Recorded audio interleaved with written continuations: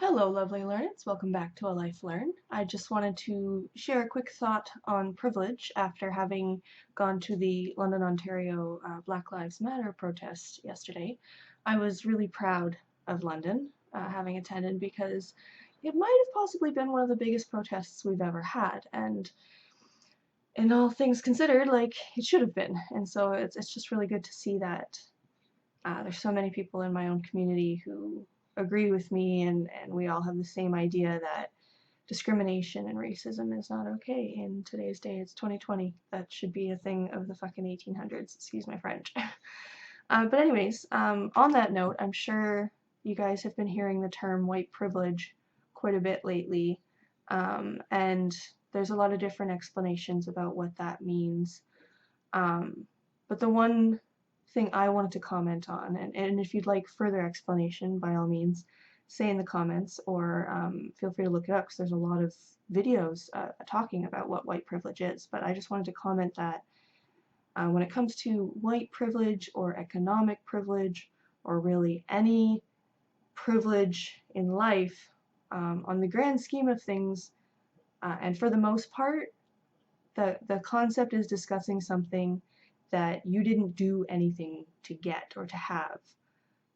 The idea of privilege, when talked in this way, is something that was just a part of your life that you were born into.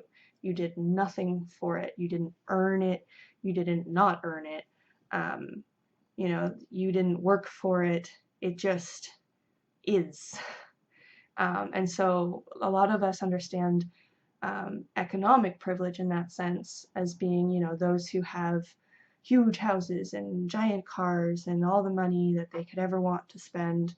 But economic privilege is something as simple as having any vehicle at all, or having a roof over your head, considering that some people are homeless, right?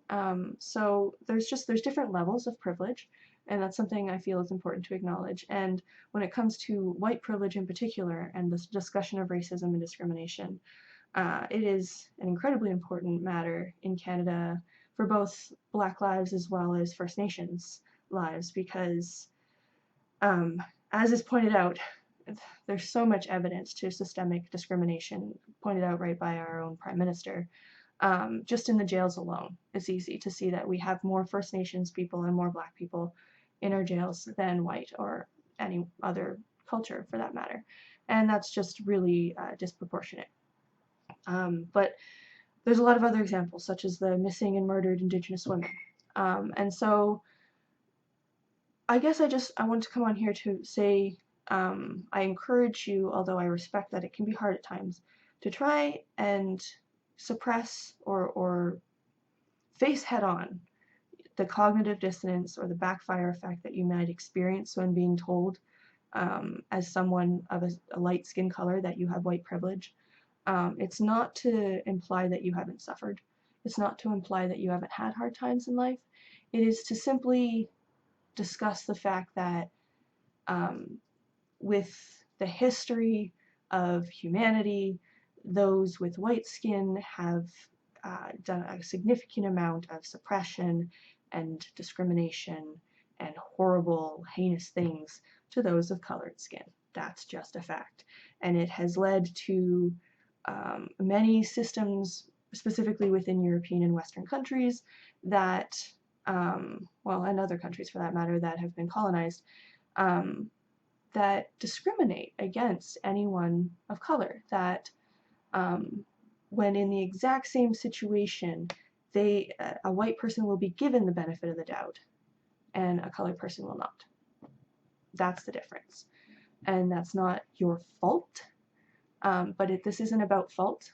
This is about taking responsibility for what you can do with that privilege and how you can help change the future so that children who are growing up right now will grow into a world where that isn't a thing anymore, where there's no such thing as white privilege, because there is genuine equality, and we are not in that right now. Like, we like to think, everyone's treated equally, but racism is still pretty rampant. There's a lot of people who will see a colored person and immediately assume that a negative stereotype about them.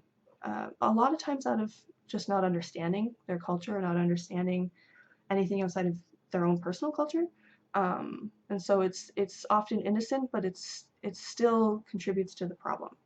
So I just want to encourage you to not get offended when ever told you have white privilege or you have privilege, and to just reflect on the things you have in life, the things that you were given or that you've been capable of because of where you were born and who you were born into, that had nothing to do with you and that are just things to be grateful for, and thus further reflect on how you might be able to use those advantages and privileges to fight the discrimination in our system and to change it.